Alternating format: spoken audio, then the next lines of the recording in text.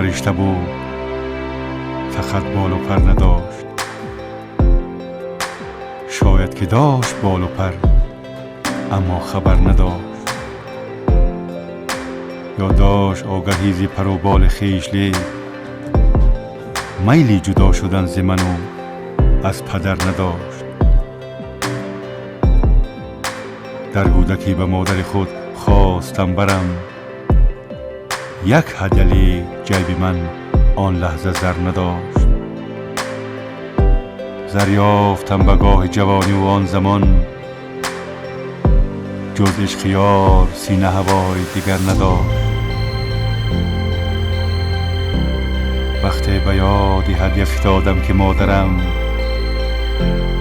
روی لبش به غیر ودا ای پسر نداشت.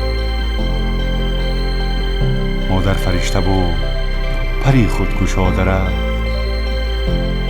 از بس علاج پیش قضا و قدر نداشت. مادر فرشته بود، دقیقاً فرشته بود، حتی به دوش بال و پری هم اگر نداشت.